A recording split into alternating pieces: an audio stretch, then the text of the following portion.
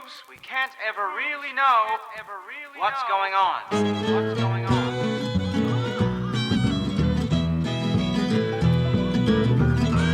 Appearances can be deceptive. Tom, I was just speculating about a hypothesis. I know I don't know how. Uncertainty. That is appropriate for matters in this world. There, we're in a tight spot. BARTON FINK. BARTON FINK. BARTON FINK. BARTON FINK. Yeah. Yep, it's BARTON FINK time on the Coen-oscopy and on Framework. I'm John, one of the hosts of Framework. With me, as always, the other host of Framework, Al. How are you today, Al? Just full to bursting, overflowing with that BARTON FINK feeling. It's coming out of my ears. Yeah. Well, that's what everyone's after, that BARTON FINK feeling, right? Yes. I guess everybody, but or not everybody. like this is a niche one, right? There's a certain strain among cinephiles that rates this as a full-blown masterpiece from the Coens, one of their very best. Oh, yeah. And I find it a bit of a cold fish that I think mainly due to its protagonist being so unlikable and so central. He's in every scene of the movie. That I don't love it the way I do some of the others, like as unabashedly as I do, I don't know, 12, 13, 14 of the others. Yeah, that is the thing, ultimately. Like, I am also kind of in that camp, except, I can recognize this is a very good film, a very well-made film, entertaining. It's smarter than me. Yeah. I'm like, after having watched it half a dozen times now, and not getting it entirely. Like, yeah, okay. Mm-hmm. I'm not in the contingent that places this near the top of the list either. I think that this is sort of a masterwork, or the purest distillation of who they are. A lot of people do. This is like a lot of cultured and esteemed critics' favorite Coen Brothers film, or top 3 or something like that. This is kind of one of their great ones, canonically. It won the Palme d'Or at Cannes and, a bunch of other awards at the time. It didn't just win the Palme d'Or. Yeah, it won so many awards that they had to change the award granting system at Cannes to avoid a BARTON FINK sweep every year. Yeah. Which is very funny to think about. I remember when this came out, I was a child and I saw it too young to appreciate it, much like the kids of Springfield, as referenced in The Simpsons. But, I haven't really grown into an appreciation of it either. I do really like it, but of the 4 Coen Brothers films we've watched so far, this is the one that speaks to me least, probably. I guess. Certainly. I think it would help if we were demographically different. If either of us were Jewish, if either of us were socialist poser playwrights. I'm not too far from that. Born in the 1920s. Right. When it comes to being a socialist poser playwright, I'm 60% of the way there. And even still, I'm kind of just like, yeah, this guy is off-putting and very much intentionally so. Yeah. And so what? I guess is kind of what I come away with from BARTON FINK, is I'm kind of just like, yeah, for sure. So what? So something. Definitely so something. Like this. That's one of the things about this movie is that it becomes so surreal and so deliberately unreal at the end that you can't miss that. Like, we are in allegorical territory now. This is supposed to mean something, not more than literal. And it's just still kind of murky to me what exactly that is. Maybe it's supposed to mean several different things, but in that case, all of them, it's 3 or 4 murky things as opposed to one clear thing. It does feel like a bit of a grab bag of ideas, or a collection of concepts that got thrown together a little bit. And I'm waiting to kind of find the key to unlock their connection and what it is that makes these one movie, as opposed to sort of a Hail Caesar-esque sort of a collection of bits and sequences and kind of ideas they had going on, tied together perhaps by the 1930s film industry. But I'm missing that moment, and I've been like watching YouTube videos and trying to find people to be like, well, this is what Barton Fink means, and I haven't really, I've found a lot of people who love the film, but none that really can explain it to me in a way that makes me love it. I didn't find that either, and I was surprised because I did some of the same quote unquote research, air quotes, reading a YouTube search, but or just online. I can find articles people written praising the movie, but not a lot of people that were able to like lay out a clear interpretation of it in a way that usually that's a thing that exists on the internet a lot. People love to explain what movies actually mean. I found one that laid out a full, master theory of Twin Peaks that made a lot of sense, and I thought that seems like way harder to get to than an explanation for Barton Fink, just on runtime alone. But it's not there, and I think part of this, you call it a grab bag of different ideas and concepts. That's not a bad thing necessarily, but it does contribute, this being several different movies kind of mashed together, to, I think it being the least watchable of the four that we've done so far. It's a high bar created by the other three, but I guess so. Well, I mean, certainly. It's certainly no surprise that this was not financially successful. Yeah. And it's everything's movie is going to look less watchable when you put it next to Raising Arizona. It's just compulsively so. That's one of my things with this. If John Goodman or Michael Lerner are in the scene, I'm in. That's what I'm engaged. Yeah. Tony Shalhoub, maybe throw him in there. Tony Shalhoub a little less so. But he's very inconsequential to the plot, that's for sure. Yeah. With the William Faulkner stand-in, everything with the woman, partially, is, and when it's just Barton himself. I'm more bored than I usually am in a Coen Brothers movie. Well, the bellowing fat men really are kind of, dominating this film. Yeah, they make it sing. Goodman, man, we have to talk at length about him. I don't know. Maybe we build up to Goodman though. The movie does. It takes half an hour to introduce him, so maybe we should focus on Barton for a little while longer. So sure. Barton Fink's thing is that he's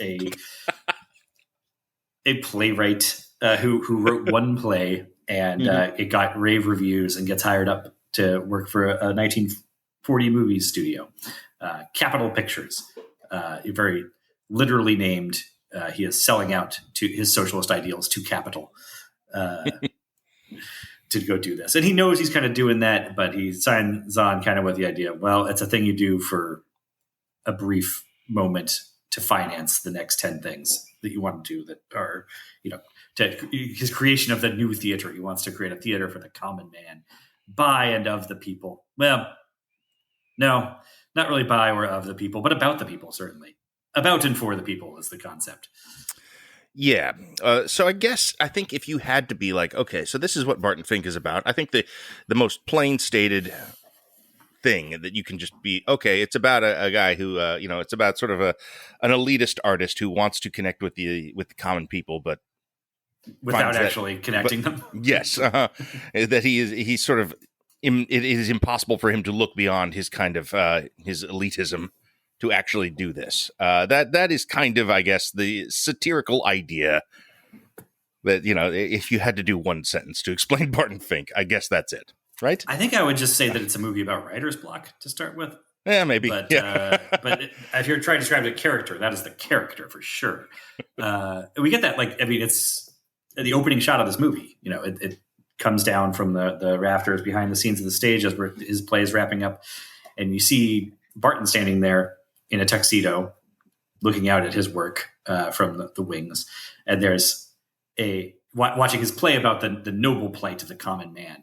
Well, he's got his back turned to an actual blue collar worker behind him that is pulling some ropes and yelling an off-screen line to wind down the play and making his vision possible. But he's dressed up in his fancy thing and just wrapped the attention on his own work as opposed with his back to that guy. So that gives you the character sort of in one shot, I suppose.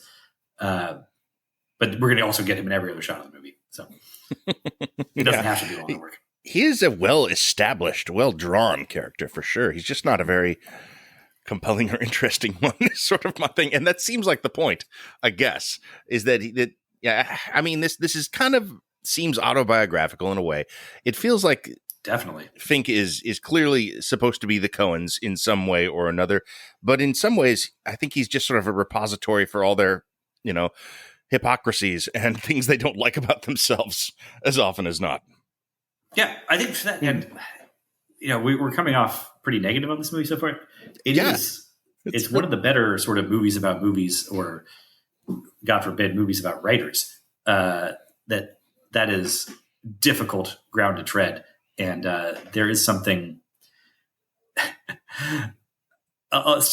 slightly heroic about how unlikable they make their stand-in here, and how unsympathetic he remains throughout, even as they depict the torment of writer's block pretty effectively. Yeah, he's pretty much insufferable. I mean, it is self-deprecation. Seems to be the entire purpose of, I don't know. It's where they start here, at any rate, and it feels like the more they tease it out of him, the less they like him. Yeah. Well, it seems more genuine self-deprecation than there's a version of self-deprecation which is not self-deprecation at all. Yeah, and I can make a joke about how annoying writers are, but I can make it such a funny joke that it just kind of proves how great I am at the actual writing process and what's great about us anyway. And this is more, it's the writers are as full of shit as anybody, and genuinely full of shit. Their aspirations are absurd and vainglorious, even as they're sort of powerless against the system that grinds them down. It's Barton's struggle against the capital picture system is not a noble one. No, I mean, you could say is this movie has satirical targets, yes. And I think on the surface level, movies and the movie industry is among those targets, and maybe the most prominent. But this is far more of a takedown on the self, in a way, on the writer and his pretensions than it is the Hollywood industry. I mean, the movies are the theater of the working man that he is aspiring to. That's one of the great. I was gonna say, yeah. Plays don't come off better than the movie business in this. We only see a little bit of his, but we have some indications that it's a bad play. And, right. He's kind of a bad writer, I think. Yeah. Some of the best things about this movie is that some of its best jokes are unarticulated, but they're also really central to the satire and almost plot points, but if not completely a plot point, but a central thematic pivot. And what is exactly what you were just saying, that Barton's so fixated on creating this theater for the common man, he neglects that he's just describing the movies, B movies in particular, that he holds himself above. And the other is that the masterpiece that he writes in the third act of this, that he thinks he's done his best work, is just, if you look closely, to read the lines that we do get to see, or the final closing line the detective reads, indicates that he just rewrote his one-hit play. Yeah. Yep. And then he had one idea. I mean, there's imposter syndrome is also a part of the thing about writing, and in here that he's got these maybe I only had one play in me, all that kind of self-pity stuff. Man, this movie hates Barton Fink first. But it's so much, that hits so much harder because the movie seems to agree that he only had one thing in him. It's not imposter syndrome. He really is an imposter. But I love how subtly that is etched in there, because at the end of this movie, people are trashing his script to him, Lerner and the detectives, whatever, but no one calls him out specifically on, this is just your play. We can pick that up if we're looking closely enough. And I like how sort of, I guess that's subtlety, but it's also, I guess it's trusting the audience to look deeply and find it, but also maybe it's an indifference to whether the audience gets it. Yeah, I mean, what an audience is meant to get out of this is that's a tough one to answer, man.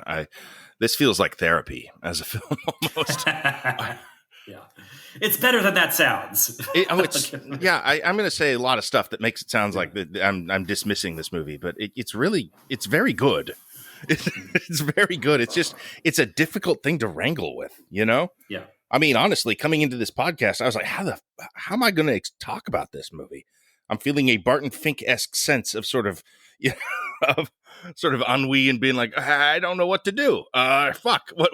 That is true. I felt some of that too. Like, what is the way in here? I mean, because I guess that's another thing to talk about with that sort of, let's talk about how things get so clearly symbolic that you have to talk about in symbolic terms. And I feel this pressure to do as a podcaster to be coming at you with a thesis about what all that means. And, yeah, I need to lay that all out there and beat you over the head with it so that I win the podcast.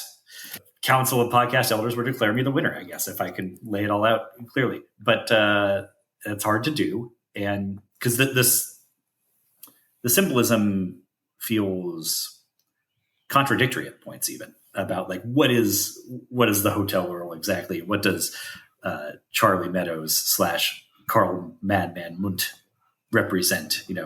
He's the common man and he's the devil at the same time, which are fairly antithetical concepts. Yeah, man, this is the tough stuff. Let's see. Is there anything else we need to, I don't know, early before we get to that? Because I don't know. I mean, another problem with this movie, is that Goodman just comes to dominate it so completely. Not just in his charisma inferno performance, which is, from the first moment he walks in, you're just like, oh my God, he's incredible. But then, he takes over the narrative too. Like the last half hour is just like, oh no, it's all about him. And this other stuff actually isn't that important. It's a tough one. And parsing that is one of the hardest things about that. I mean, there's kind of like satirical points. You can be like, well, the one nice guy that he meets in LA ends up being a serial killer, like kind of jokes, I guess, but stitching them together. Like, what's his relationship to Mayhew? I don't know. I don't know why Munt and Mayhew occupy the same film. Yeah, that's the Faulkner stuff I don't understand. I mean, I abstractly understand, okay, he's a William Faulkner stand-in, something like there's something about writers there, blah, blah. I'm just not as interested as I am in Goodman's character. And it is, well, it's difficult because at the one time, yeah, he's the one guy that Barton meets in LA that's a nice guy, but he also doesn't come across as an LA guy. He seems like a Midwesterner to me. Sure. Yeah, he's salt of the earth. That's Goodman's vibe, so all over anyway. That's why you cast Goodman. And then also somehow he's Satan, which is quite, again, throws me for a loop in terms of conceptual symbolism. Yeah. But I don't know. Do we need to lay out his introduction? How do we get there? I mean, it's a fantastic scene. Okay, let's get into the hotel. I mean, the hotel kind of undergirds everything for most of the film. So we can start there, maybe. The Hotel Earl, sort of one of the great cinema flop houses. This is kind of like I don't know. I mean, does this film have much like a reputation outside of the geekiest of film geeks? Well, it doesn't matter because within that realm, this is one of the great Hollywood hotels. Well, just settings, yeah. It is oppressive to the point where I get tired of watching scenes in Barton's room, even when Charlie comes in to liven things up anyway. I still kind of wish we could just get out and see some different spaces. But no, you cannot. He's writing in the hotel. Yeah. That's also, I mean, thematically apropos. He's trapped in this room that is his own mind, and it's getting hotter and hotter. And the walls are peeling off. Yes. Yes. Revealing like fleshiness underneath. It's really quite gross. It's kind of a horror film when it's at the Hotel Earl. Yeah, that's true. Yeah. I mean, particularly towards the end. Very much at the end. Yeah. But it's kind of doing The Shining stuff. It's a guy in a hotel with writer's block, kind of losing his shit. The decor of the place is kind of this fallen. I mean, it takes place in, I guess, 1941, right? So this is not like dilapidated by the march of time at this place, and yet it is. It seems like it's been falling apart for 40 years. Like it's what this place would look like if it didn't change, and you walked into it in 1975 or whatever. There's just seems empty. Aside from like the shoes in the hallway, you never see anyone else there other than Goodman and Chet, the doorman. or everyone. He basically does every job at the hotel, it appears. Steve Buscemi, who we meet like emerging from the earth. There's the decrepit elevator. Oh, of course. So there's two brothers here. Mm-hmm. That guy's sort of like I saw something referring to him as the ferryman of the dead, and I was like, that's pretty good, actually. Yeah, I suppose. It doesn't do that much with it, but and I wanted to figure out like why the name Chet.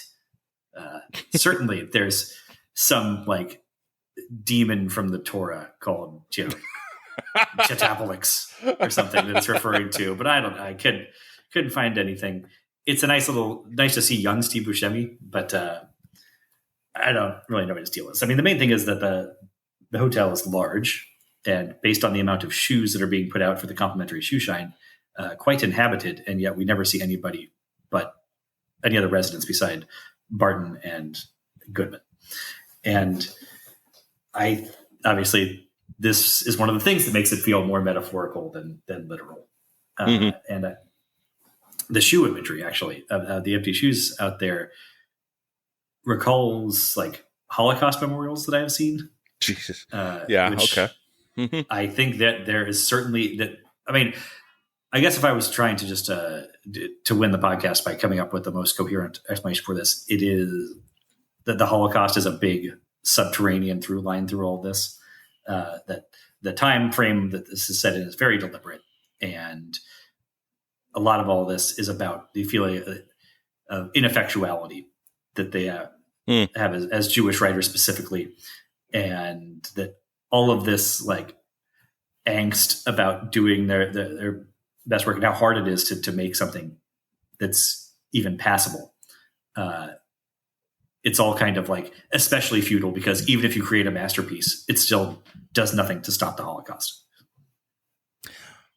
I mean, for something that is not like literally mentioned or implied at any point in the film, that does carry water. Well, it not to jump sense. right to the end, but Goodman says Heil Hitler as he shoots the last cop, and as the hotel is bursting into a literal Holocaust. Sure does. Around him. Yeah, fair enough. Mm-hmm. A wild moment, no doubt. Yes. Yeah, because I mean, at this point, we're 1941. America's not even in the war. Well, that's actually I believe some of the stuff I saw pointed out that if you're watching the dailies of the wrestling picture that Barton's watching, the date of Pearl Harbor. And by the end, what the fuck? He's dressed up as a colonel. Mm-hmm. Of course. That Lipnick had wardrobe make him up a military uniform because he hasn't officially been inducted into the Army Reserve yet. So it's in there. It's maybe even a little more in the script. I found something that purports to be the script anyway online, and had read that it makes the script makes greater note that the wrestler in those dailies is especially Germanic, and keeps shouting, "I will destroy him! I will destroy you! I will destroy him!" at the Jewish writer, basically. I mean that guy is so specific that it's hard to get much of a fascist vibe from him because he looks more like a troll than a fascist. Right. That's a very confounding segment. I mean, I get that it's sort of in the context of, writer's block, but it's just, it's this very odd looking man, a very, very heavy, large man with a mustache and a bald head coming back at the camera. He's like, I will destroy him. Very odd. It's very strange. Yes. Well, the other thing is, I guess, in the script, as he's running down the hall while it's burning and yelling, "I'll show you the life of the mind," he's also shouting Heil Hitler. Which changes things. It's hard in the way the movie actually presents. He says it almost sarcastically as he's putting the gun to the cop's head. Yeah. And you don't kind of know what to make of that. Like, oh, is this somehow, because also the cops are distinctively German and Italian surnames attached to them. So they're representing the fascist powers in some fashion. And is the common man actually protecting Barton from the fascist powers there? And he's and they're also explicitly anti-Semitic, I suppose, the police. Sure. So is he a golem that is doing, dangerous, but also protecting him? Or is he the rising tide of fascism? And is all of Barton's sort of valorization of the common man and the nobility of his plight also doubly dangerous because the common man is also the people who are going to be running the gas chambers and the trains that take all the Jews to Auschwitz? See, now all of this holds water. Like, I think all of this is I mean, it's all kind of thrown into the hopper, and it's all kind of stuff that we can sort of parse and poke at and discern meaning from. But I think it's very clear there isn't a set meaning here because so much of this is contradictory. It's sort of what you bring to it, and that is frustrating. It can be. It's hard for me to unlock this movie in a way because of those contradictions. That's a great example of them. And I mean, I love that there's so much to go through and to think about and to deal with, but it's very hard for me to cohesively explain it. You know, I don't want to say vibes movie. It's not really, but it's definitely thematically that. I mean, I suppose it is sort of a vibes movie, but those are not good vibes. Usually that means vibes are pleasurable to watch. We're hanging out on a speedboat drinking mojitos, and right. Those vibes, even if they're ominous in some way, there's some tension to them. Mm-hmm. They're still cool. They're still fun. It's not a cool or fun place to hang out inside Barton's room at the Hotel Royal. No, it is hot. Oppressive. And a little boring. Mm-hmm. That's what they get about that. So they nail about Writer's Block. It's that it is both infuriating and boring at the same time. Mm-hmm. I think in general, I tend to advocate for movies who don't have their symbolism locked down so much that they can be easily solved and then put away, basically. And that probably contributes to this movie's staying power in some sense, that there is no Rosetta Stone that unlocks it and makes what it's saying and doing clear, the way that a YouTube algorithm for an explainer video would. I mean, I'm sure you could do quite well just titling a video the ending of Barton Fink Explained. Sure. I mean, but you couldn't actually explain it. Indeed, it sort of remains tantalizingly out of reach. But that's also kind of why I'm never really emotionally invested in this film. Yes. I'm kind of just it's a puzzle that I'm working at the whole time through, pleasurably.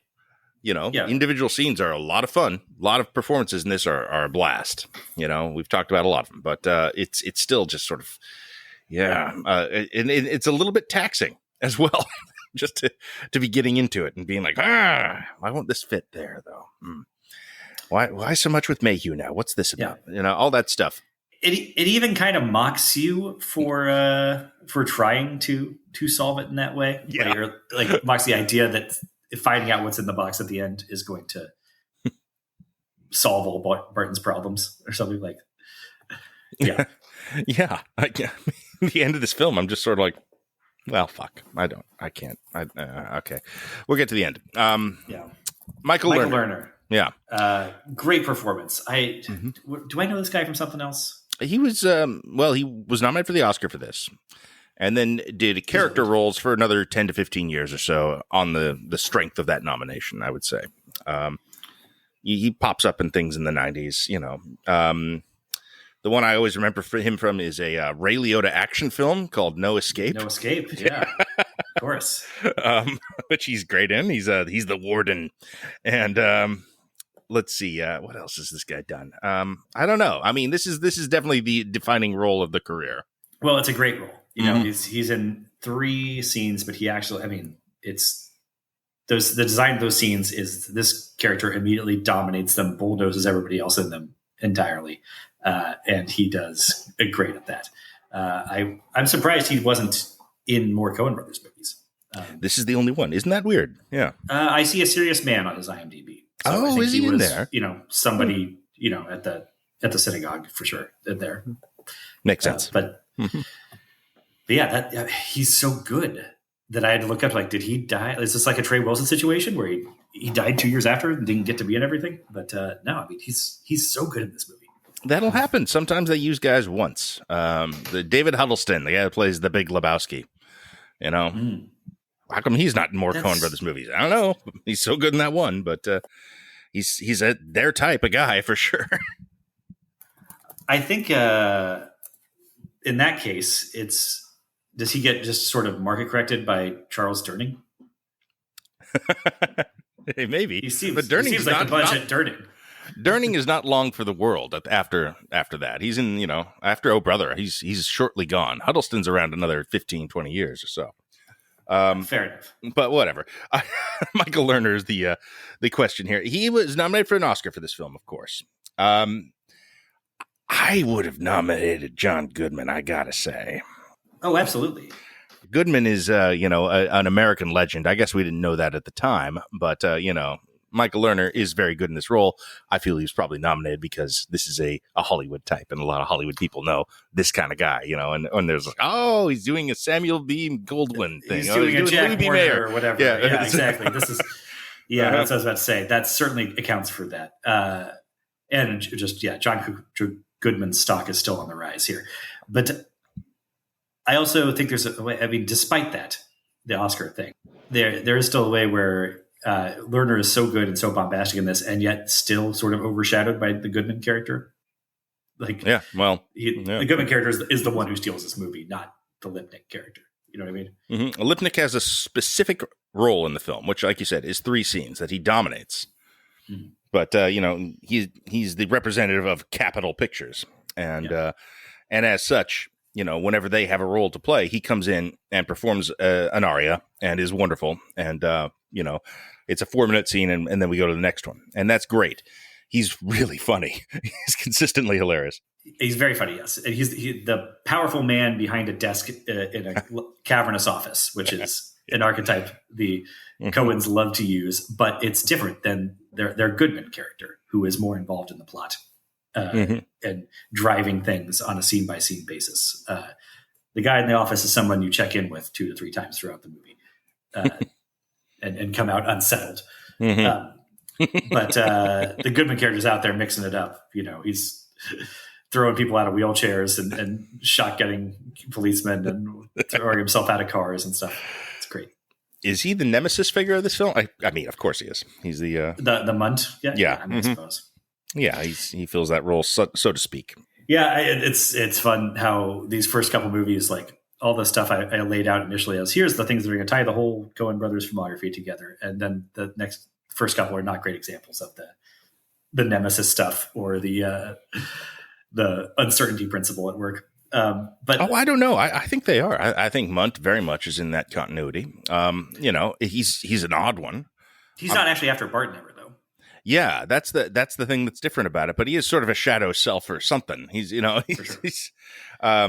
is the common man and the devil at the same time, and this sort of supernatural tinges to him, I think, puts him in that continuity squarely. He's kind of got the lone biker, the apocalypse's connection to hell or something like that. Yeah, certainly.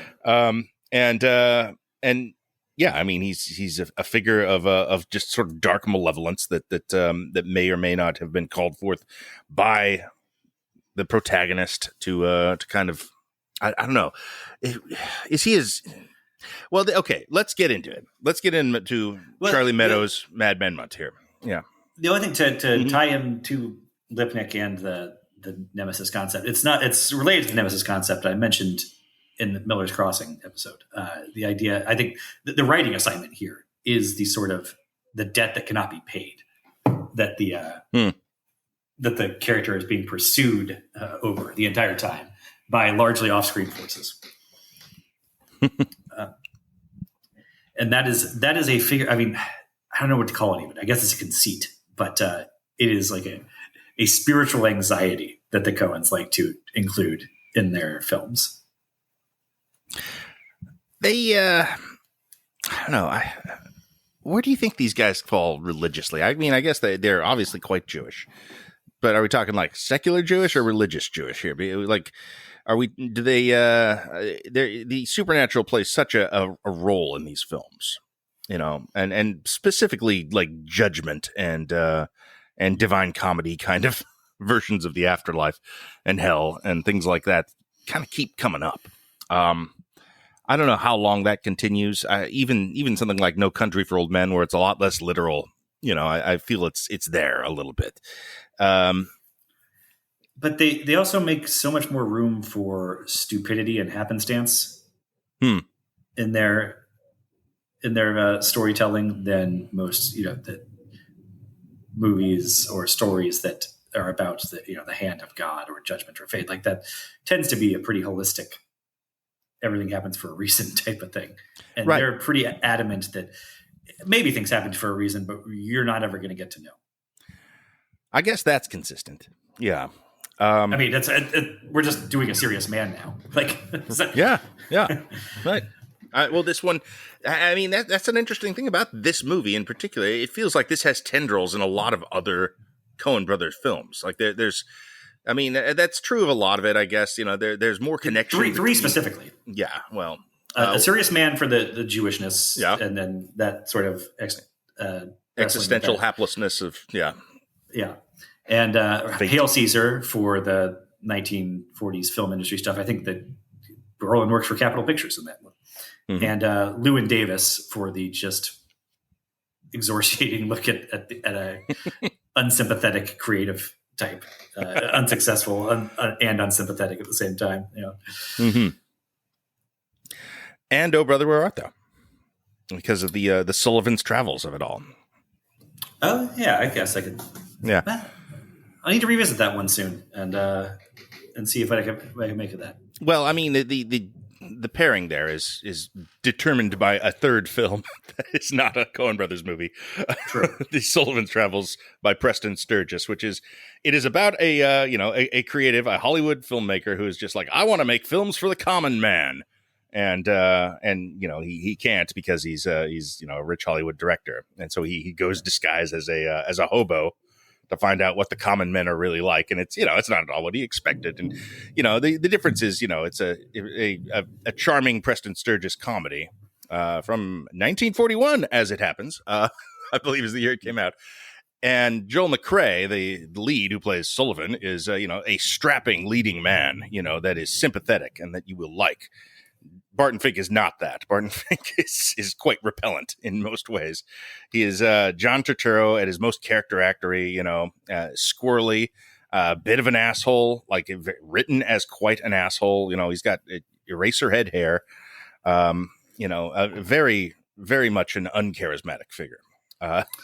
Very much. Uh-huh. I mean, the thing about that, so they have in common there is the writer who wants to write stuff for the common man, but it's not so much he wants to cater to them. He wants to elevate the common man with his work. He wants to to pull them up and to the point where they can appreciate his genius. And what I gather from not having seen Sullivan's Travels, that he realizes that actually the studio schlock he was putting out is what they actually like.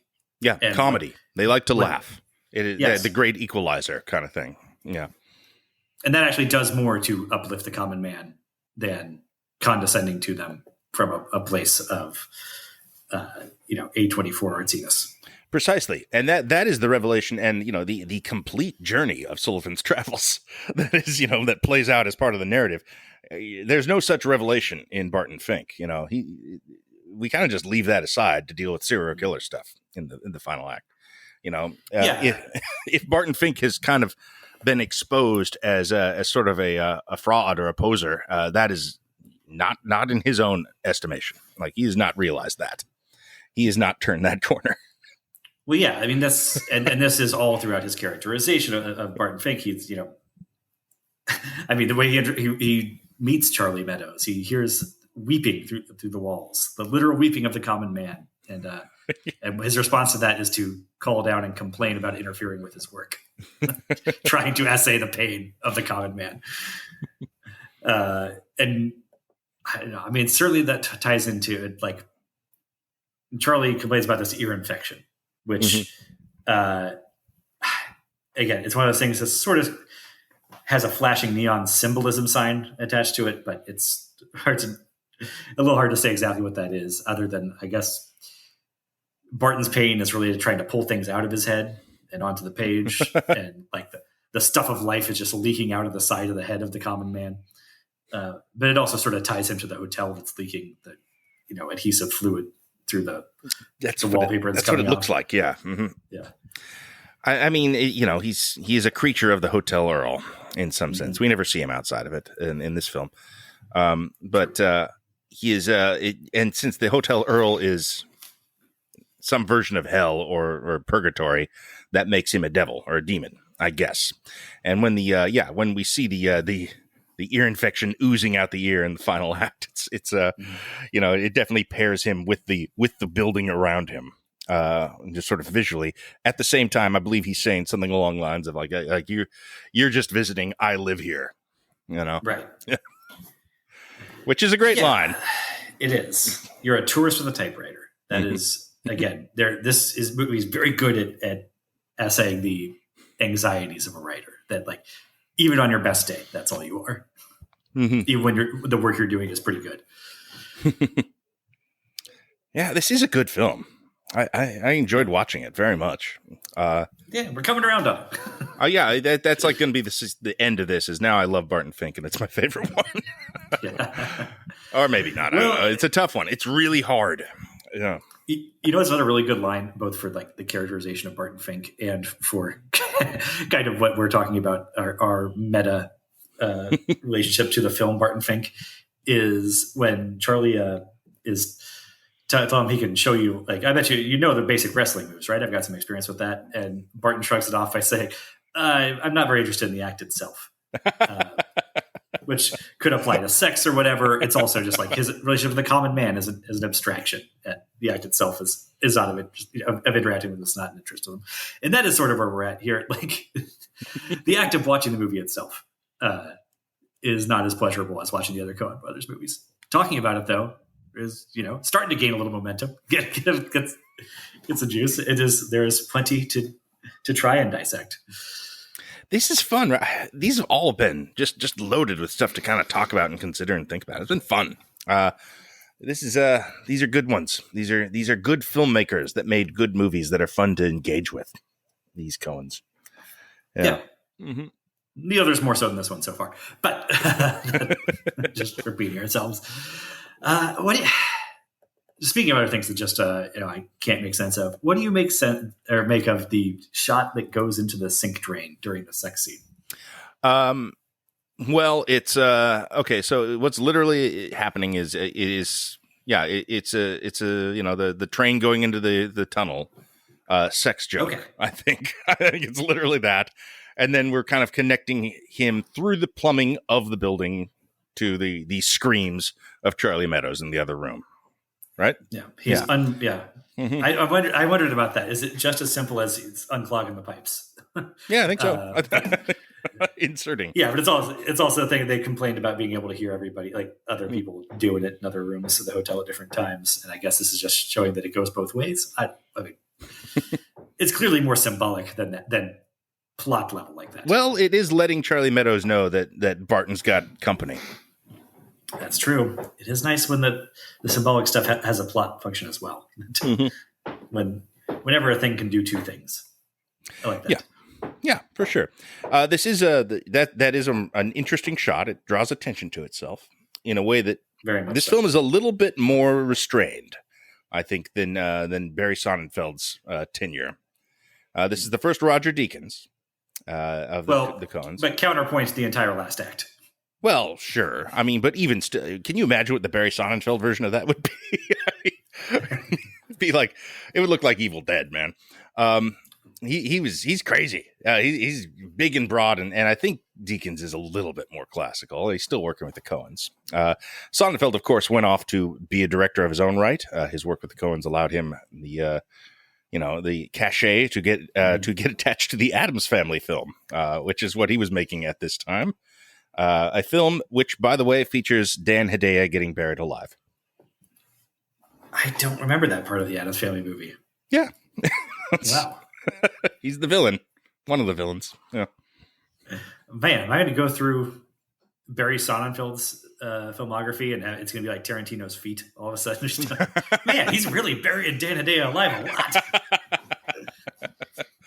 I think that's their last collaboration. I don't know. I think Sonnenfeld's got quite a film. Barry Sonnenfeld probably has a lot of movies on his resume that I don't recall exist. So maybe Dan Hedaya gets buried alive in RV. Who can say? I'd like to think so.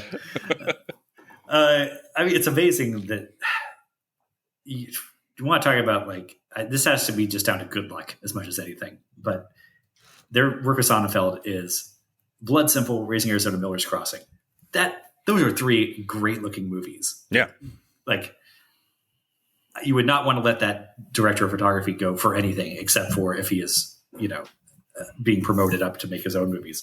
And then they replace him with Roger Deakins, the greatest to ever do the thing. Right. And I was going to say to hold the camera, but I don't even think that's what the director of photography does. I don't know what they hold. To ever make that little sort of rectangle thing with your thumb and pointer fingers. Of course. Yes. Yeah. I mean, it's an incredible level up. It's impressive that they got him for this film, which is I think a $9 million budget for, something that plainly has no mass appeal. I'm kind of surprised they were allowed to make this movie at the time they were, but yeah, they did. And yeah, they got one of the best ever to do it, and one of the best casts imaginable for it. And I mean, it just kind of feels like they're on a roll at this point. And the industry was in a very different place. Such things would be possible. But it's always a place where you're making a movie about movies in the golden age of Hollywood. And it's definitely easier to get award nominations. It's probably also a bit easier to get the extra $2 or $3 million for your budget. That makes sense. That's true. Yeah. Who was it put this out again? Yeah, okay. The industry stuff I always forget, which is probably not, I don't know. For this movie, I probably should have double checked. Oh, well, it doesn't matter. And it is, like we've been talking about, it's pretty ruthless against the industry. Even though I get say an impressive amount of that is directed. Oftentimes, the writer is in these types of films.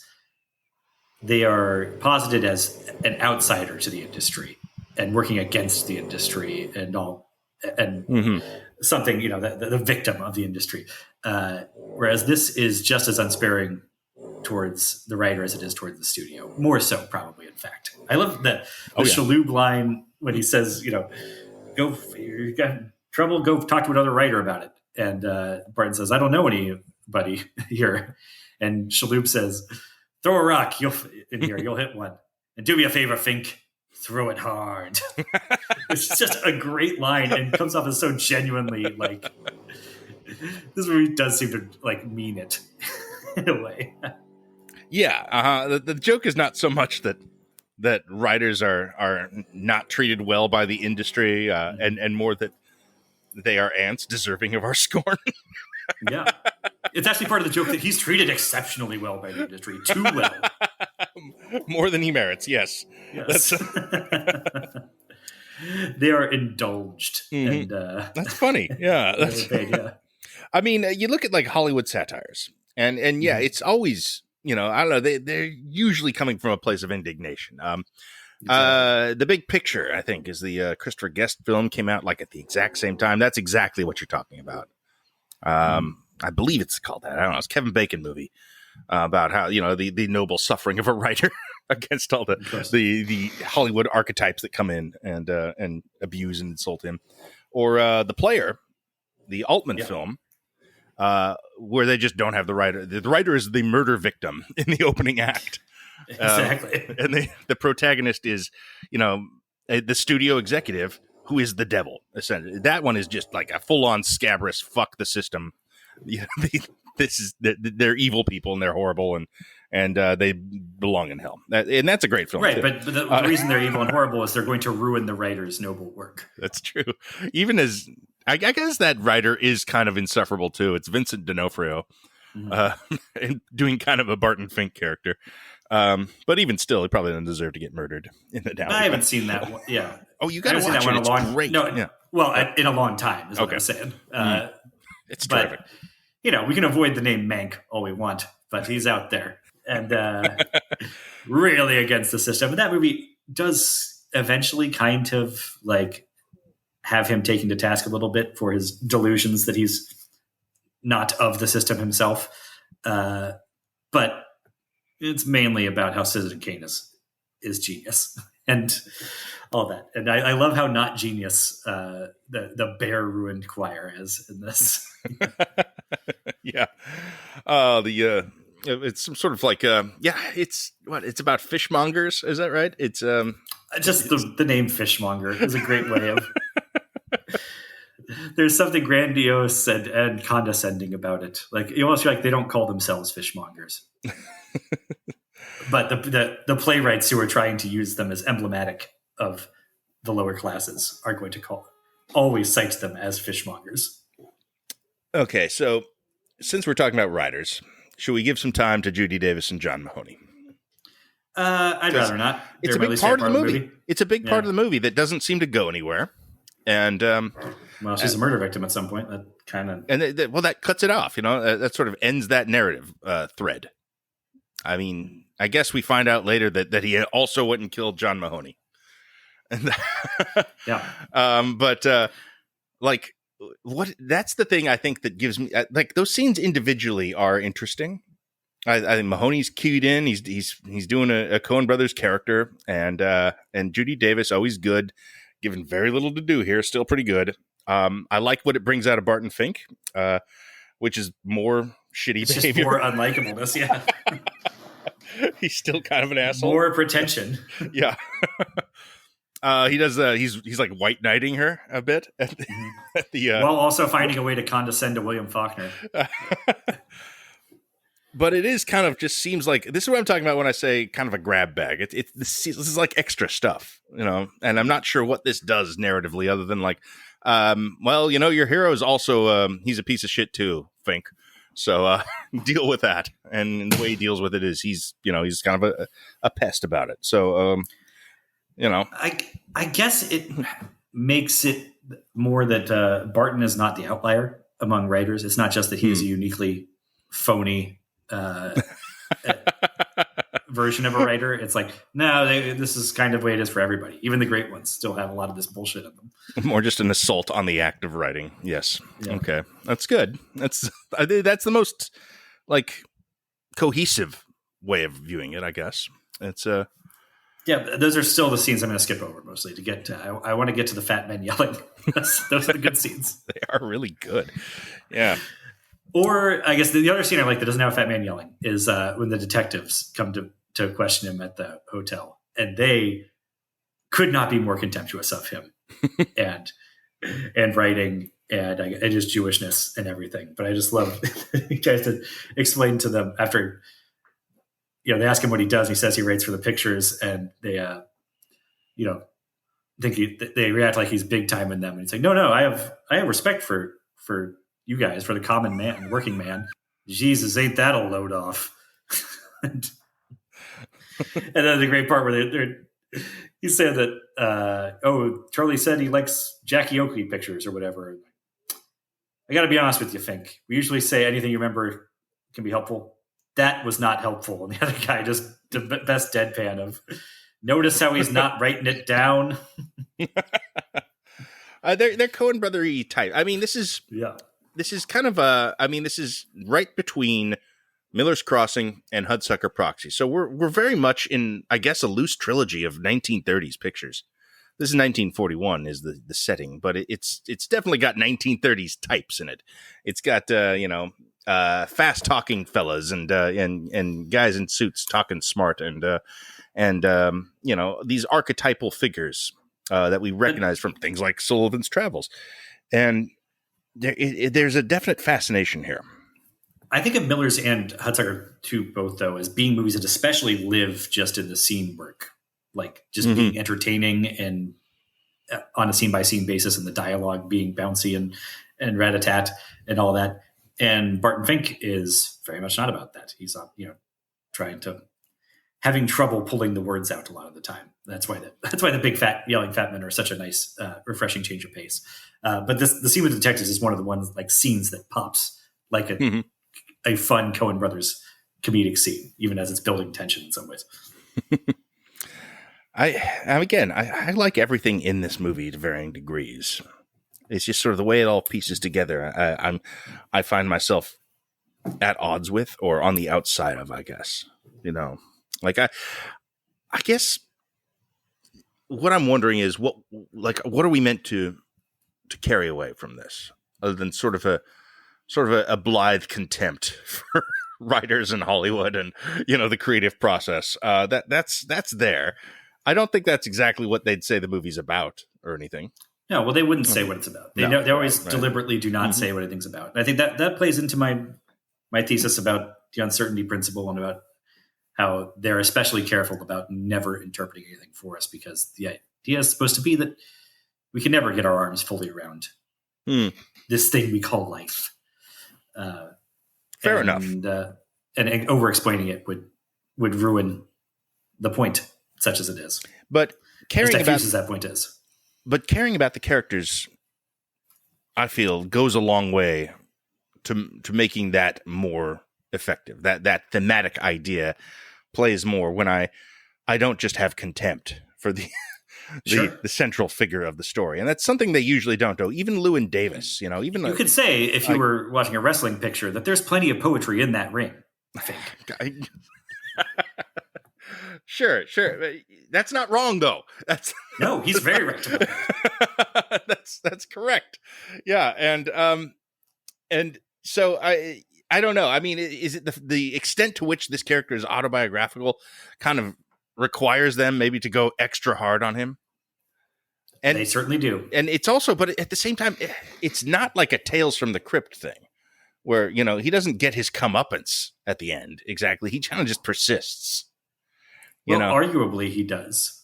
I mean, it depends how far you want to take the allegory. And is he truly trapped in hell or purgatory or something? Is if all of Los Angeles hell now? He's sort of in he's in sort of a slave, a limbo state. In that anything he writes now belongs to the studio, but they don't want to produce anything he makes. Which I guess that's a form of purgatory, I guess. But at the same time, he finds his peace on the beach immediately after that. Is that what happens there? That's another question. Or is he in the burnt apartment? I don't know. If that's the case, then, well, does it matter? Because he is in a version of life, that resembles the life he is already living. Yeah. Well, and this does kind of, I mean, this continues a Coen brothers motif I've noticed of they like to end their scripts with a punchline. In the dialogue. So him asking the bathing beauty that shows up to recreate the picture he stared at in the hotel room the whole movie, are you in pictures, is a joke because obviously she's the girl from the picture. And she says, don't be silly, which is interesting. You could read that several different ways. It could be, yes, I'm obviously the girl from the picture. It's silly because I obviously am, or it could be don't be silly because I'm obviously not the picture. Movies are a pointless diversion and I'm too real for them, or something like that. That being in movies, working movies, is inherently a silly endeavor. Yeah. Well, that's probably intended in some way. That ambiguity, sure. Yeah. Well, and then Barton's last two lines of the movie are "I'm not sure." So right. Maybe that's his character growth, that he goes from someone that thinks he has all the answers and just needs to shape the proper vehicle to be able to, the proper bit of peanut butter to force it down the mouth of the common man to somebody who's admitting that he actually doesn't know shit about shit. Maybe that ties into the uncertainty principle stuff. Yeah. You can hear in my voice, I don't totally buy that. Like, I'm not convinced of it. Well, I mean, it's us trying to impose something on this that maybe is not intended, because that's how you read a film. And isn't the joke on us then? Yeah, if you're trying to read normally I'm quite content to do that. especially in movies. Oh, it elevates the thing generally. Like the Raising Arizona episode that we did is all like that stuff, and I that's what makes me love that film. You know. Well, and I wonder that, but even if it's, when I'm trying to give you a subtextual reading of the ending of Eight-Legged Freaks, sure, that there's something there where almost like if I'm giving you this thesis and it's like the filmmaker doesn't necessarily even understand this is what they were doing entirely, but I see it. Mm-hmm. I see more than they let on, intended to let on. There's a whole card there that I read properly. That is more fun in some ways, and maybe it's just because it is more empowering for you as a viewer, as a critic, to be bringing more. It gives you a feeling as a viewer of being part of the creative process, or of contributing something yourself to be saying something that's not there. It's fun to hear though. That's a Pauline Kael review. That's what's fun about that. Yeah. And then, but it's so clearly and deliberately allegorical that maybe it takes some of the fun out of trying to decode it, because it's like, well, there clearly is more of an intention here. And it's not that I'm seeing more than the creator realized they were putting into it. It's that I'm probably just misinterpreting what they did put into it with great intention. That is something that we will see in more Coen brother films as well. The Man Who Wasn't There springs to mind. They're and Serious Man dabbles in it for sure. Well, Serious Man, I like the ending of the Serious Man. I think is an easier thing to interpret, even as it's about uncertainty and whatnot. It's more direct. I agree. The tornado is more direct than the mystery package. I agree. Yeah, I think it's definitely a clearer. I don't think they've made a less difficult to parse film than Barton Fink. I don't think. We'll find out as we go through this. But this is sort of like, this is a challenge for people trying to read or solve films in the way that we sort of instinctively both do. And that's, I don't think that's off-putting necessarily. I'm not sure if that's what I would say is what kind of keeps me at arm's length from this thing, though. I like that about it. I think he's just bad company. Honestly, I think Barton Fink is just, at the end of the day, he's the least interesting film character in his own movie, maybe. I think that's what it is. He's a bad hang, and that makes the scene work, just beat to beat, kind of a drag a lot of the time when he's so central to it. And that is usually an area of the Coens where they sing, Mm-hmm. And part of that is their contempt for him, for sure, which is funny. But it's funny and earned, yeah. But they don't find anything. They don't find a core of him to test unless it's I don't know. You kind of came up with an arc for him there. You know what the best of those I was talking about earlier, the unarticulated jokes of this that also makes Barton just the fucking worst. That I did mention is after so at the end he's like finally having a spurt of creativity, productivity. Definitely not creativity, but productivity. As he's rewriting his fishmonger script into one that ends with, "We're going to hear from that crazy wrestler, and I don't mean a postcard." But so he has this bout of productivity, and also that then the detectives interrupt him to tell him that John Goodman is a serial murderer that loves to decapitate people, and he has also given John Goodman his parents' address in New York as he's about to go there to visit them. Mm-hmm. And so then we cut to like him frantically on the phone calling New York. And you think he's like, for a second, you're like, well, he's trying to check on his parents to see if they've been decapitated. And it turns out, no, he's waking up his agent in the middle of the night to boast about the great work he's been doing, writing this Wallace Beery wrestling picture. Like that is such a great gag and makes it like, that's something that even it's part of it makes him so unlikable that even when this becomes a serial killer thriller of sorts or a horror movie at the end, like I'm never concerned about what happens to Barton Fink. I don't care if he gets his head cut off.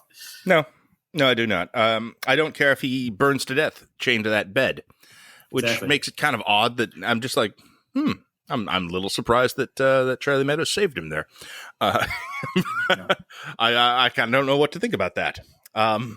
Well, maybe this goes into that is something that it's a little dramatically unsatisfying, but it goes into the thematic reading that I have anyway of him being a helpless spectator to the actual climax of the drama there, and the the Holocaust playing out in the hallway that he's and the clash of civilizations or whatever. There, he's just sort of an ineffectual spectator to it, and that plays into what I think the way this movie works the best for me is as this nesting doll of anxieties that they have about the act of writing. Yeah, anxiety, I guess, would be a good key word for this, for sure.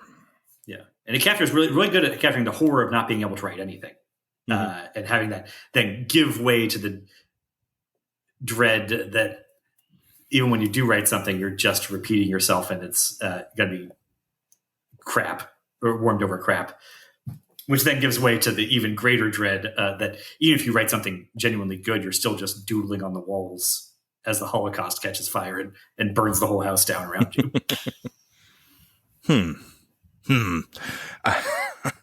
Okay, yeah. That's the best I got. Okay, it's a tough one for me. Yeah, he's a spectator of history. It's sorry, a tourist with a typewriter. I like that. It's good. It's in the parlance of our times. In the parlance of our times, is it? Yeah, it's. What is Munt doing though? Like is he become like a fully thematic character at this point? Is he symbolic of something other than the devil and the common man at this point? Like he is protecting Barton Fink, even as he sort of gives him a massive tongue lashing about his. This is like the only time in the film somebody actually like brings up his hypocrisies and bullshit to his face. Is in the context of the room is on fire, he's chained to a bed. Yeah. Madman Munt is mask off a serial killer at this point, and he's also being like, you don't actually listen to the common man. You only, you're a tourist with a typewriter, and then he frees him. And maybe I killed your parents. I mean, I get that he's crazy. in the script, he does murder the parents. Okay. The detectives confirm that when they return to the hotel room that he was killed. I think that's a great omission because it makes that joke so much blacker. It's wild, yeah. And it leaves us a little bit of affection for Goodman actually at the end. I mean, which yes, he's absolutely a completely symbolic character by the time he's just like pulling out his room key to go back into his room as the entire building is burning down around him. Mm-hmm. And he kind of just crawls back in his hole there to presumably kind of just return to hell or whatever he's, like, I mean, it maybe the physical form of Madman Munt is dying there. It doesn't really matter, I guess. Well, yeah, but that's because he's become so symbolic. It doesn't matter. Right. Mm-hmm. No. He lives there in the heat. It's very hard for me to kind of explicate what all happens in that sequence, as wildly entertained as I am when it's occurring, from the moment, the hallway lights on fire and he starts running down shrieking, I'll show you the life of the mind, we're in like all time great cinema here. This is the moment I'm going to remember for the rest of my life. Explaining it though. It's a great scene. Yeah. Mm-hmm.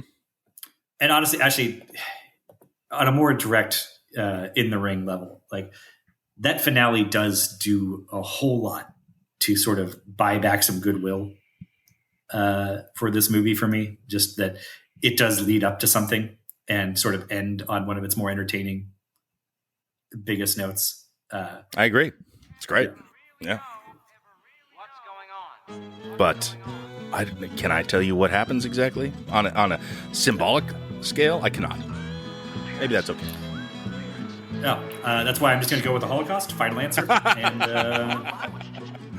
very good. Okay. And we'll see you next week for Hunsaker Proxy. I know I don't know how.